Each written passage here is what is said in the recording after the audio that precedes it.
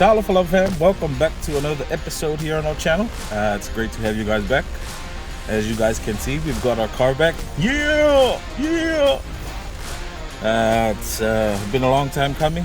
It's about 5 weeks now since we didn't have our car, so it's a great feeling to be back on the road with our car, and still feels like she never left the plantation.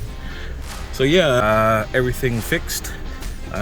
Not everything. I mean, everything's that needed to be fixed for it to be back on the road.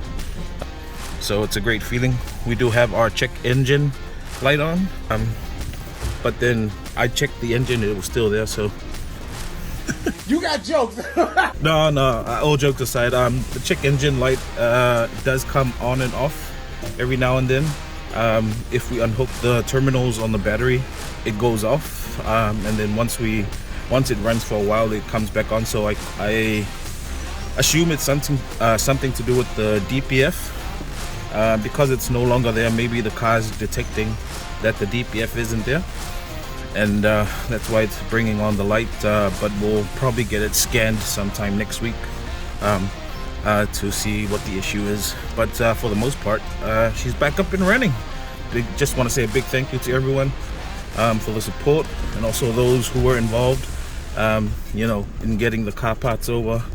My cousin Peter, people at the post office, the guys from customs really helped out make the process easier. So big thank you to everyone, my mechanic, and everyone who's been there during those hard times where we had to think out of the box, and in trying to get the car up and running. We're just on our way to the plantation now.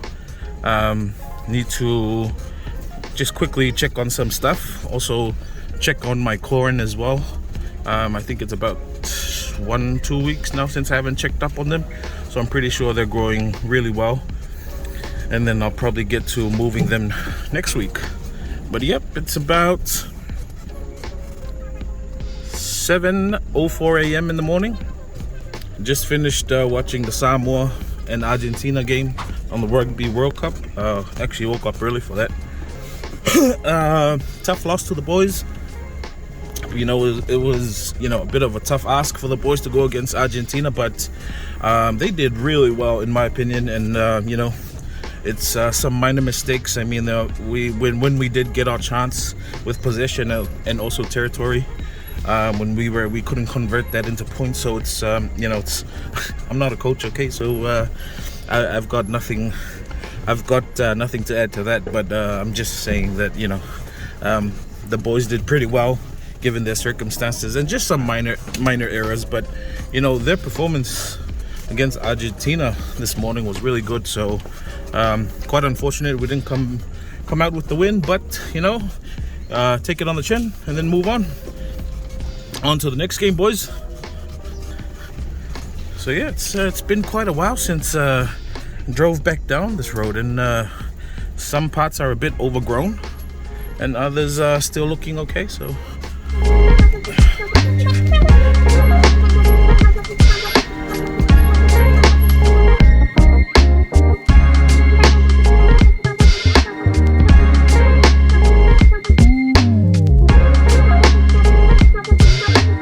been harvesting this bit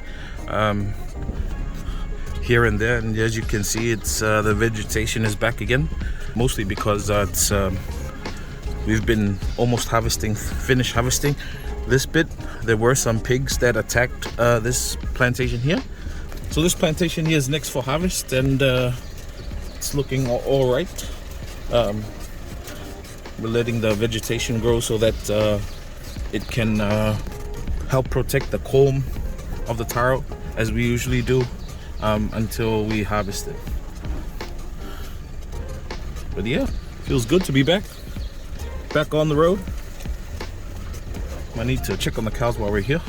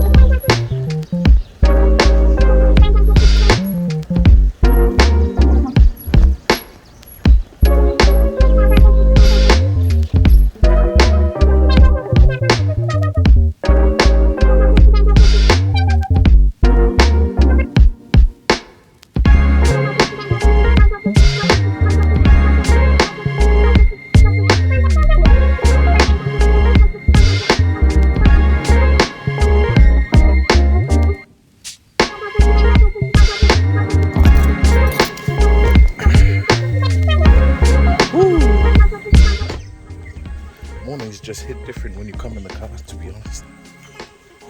Just check it here for the cows.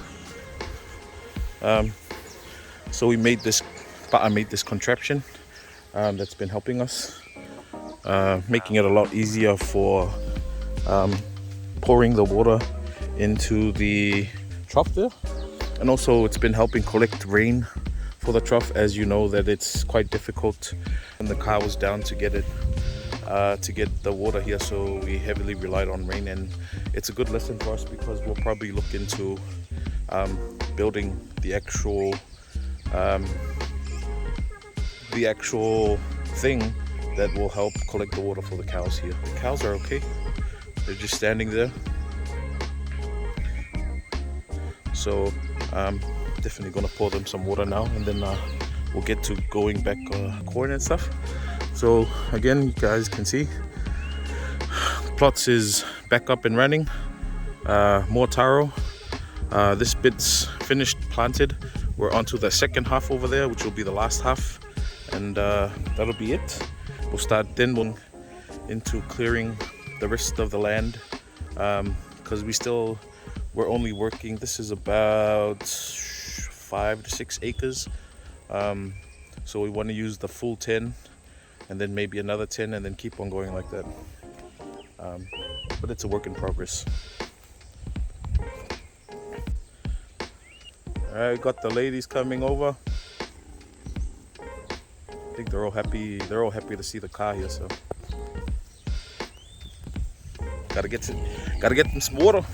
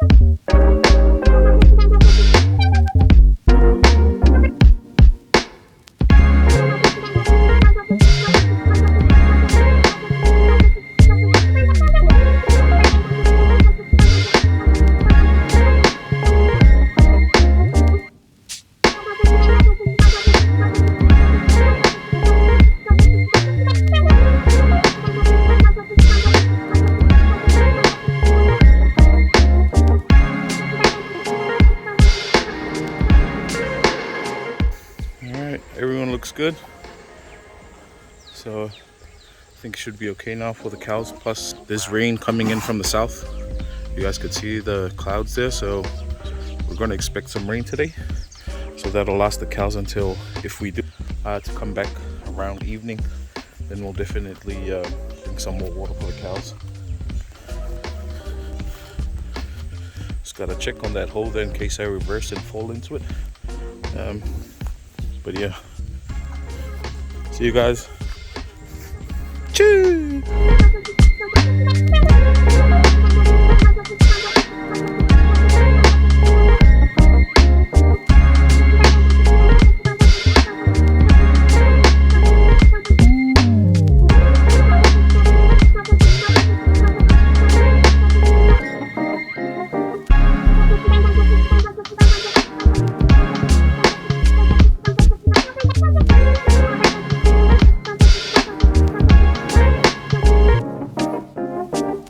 As you guys can see, most of the taro is now planted, and they're growing really well, so which is a good sign. One of the things I was worried about when we decided to replant this was just in case there wasn't enough nutrients in the soil, because we're going in for a second time, but because this was this part of the land was quite a while since it was planted, so I think the nutrient levels for the soil wasn't depleted, which is why we opted to go for a second time. And it's quite evident that it's growing really well. All right, our corn, look at the bad boys. So yeah, they are growing really well. Remember, we did germinate 3 locations. So that's our second location. This was our first location. And then our third location down here. So it does look like it's being eaten by snails or something, as you can see on the leaves there. Or it could be because of the wind. We're gonna have to try and take this out. Move them to the plot that we assigned for them to grow. So that way they can start growing a lot better. Corn are looking good, so I'll probably give them this weekend, and then we'll take them into the new plots next week. But yeah, I'm gonna have my coffee now. Just love having coffee here at the plantation, you know. Look at that. It's so peaceful here. And that's part of the reason why I want to make a house. I want to build a small house, just a small shack, nothing, you know, expensive or anything, but it's just so peaceful here in the mornings. You know, you get to enjoy the scenery and the birds and the bees and the wind. It's God's country, man.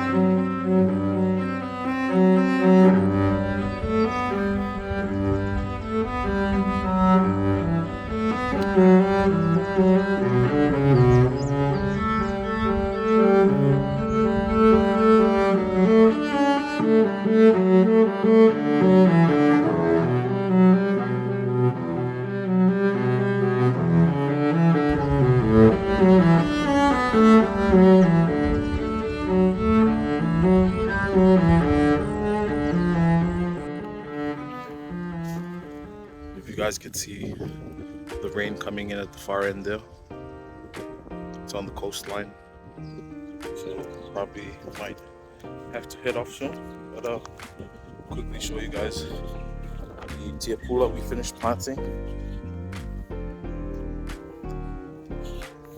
So we're still doing it portions at a time, and Uncle has been busy this week planting it with some of the men from our village. That's the plot there.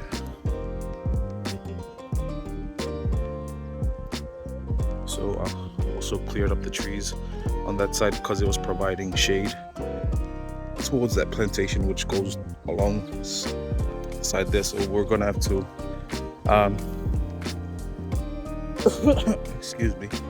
So this is the side that's we're gonna do it in sections now.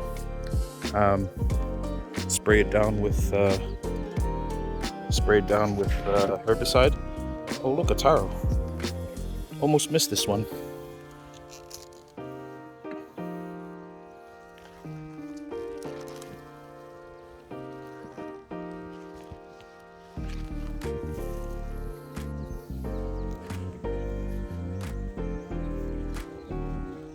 So yeah, it is getting a bit windy now.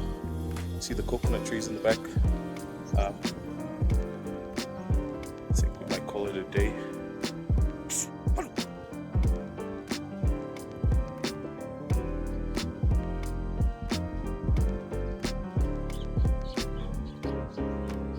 Just wondering whose dogs are those.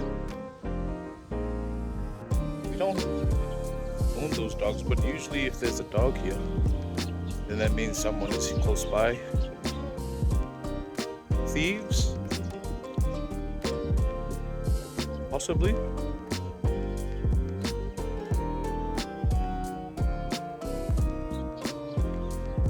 The only way to confirm, to chase away a thief before they get here, is to quickly shout out a swear word.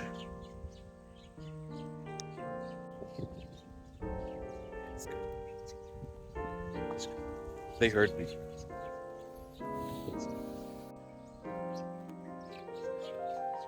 So some of these, the usual time for thieves to attack a plantation is probably early in the morning or towards the end of the day, when they're sure no one will be here, which is why it's important to come to the plantation as much as you can to chase away any thieves that might be here.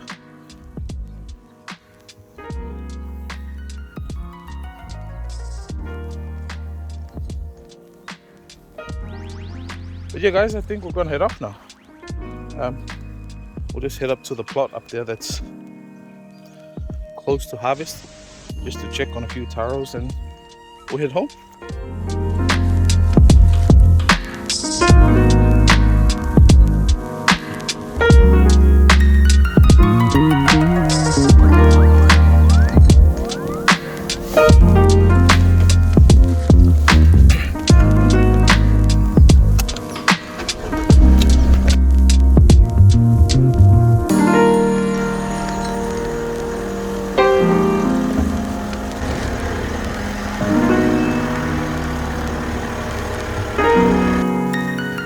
This is the plot we've harvested.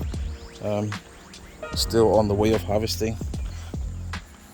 Just gonna check the huge taro that was here. Probably uncle and the boys uprooted it, hopefully, instead of a thief. But there's still quite a lot of taro left that hasn't been taken out, so we'll be looking to harvest those sometime soon. It's not much, but it should be good for us to sustain so we can eat.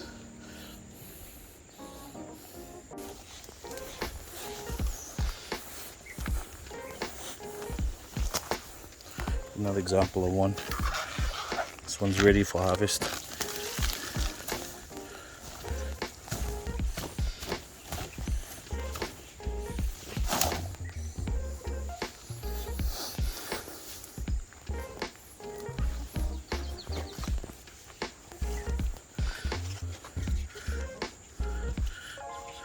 This one hasn't got much life into it, so, and it's already falling down, which means the culm is getting pretty heavy, and I'm just worried in case the root system is no longer sustaining it, because it's hard to grow when the wind keeps pushing the taro over. So it might be safer to just harvest this now.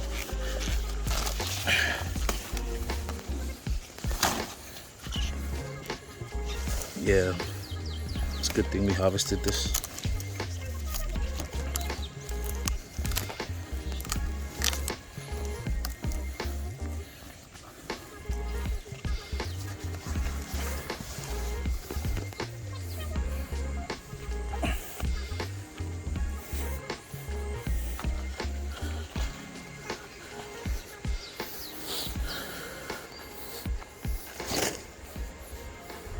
Now this side, there's some pretty huge taro here.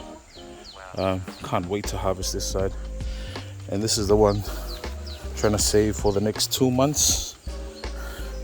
But I'll give you guys a quick look at how big that taro is right now. It's a huge taro. It's a good thing she's still growing well. Looking for the ones that are sort of dying down. Could have been attacked by pigs and stuff.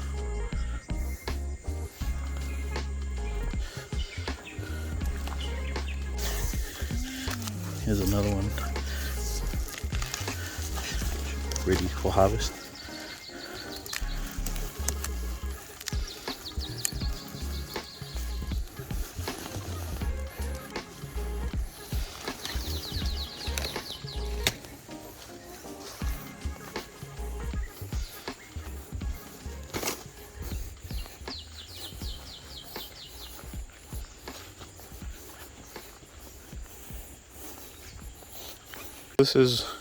I told you guys that this was the reason why when we're close to harvesting, we let the vegetation grow a bit.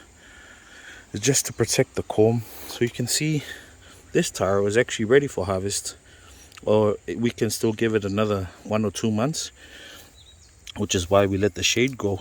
But you see that the vegetation here actually helps protect the comb from the sunlight. So the comb is down there, but this helps protect it until it's time for harvest. Delay the harvest time, helps us delay the harvest time. At the same time, we're not losing the quality of the crop,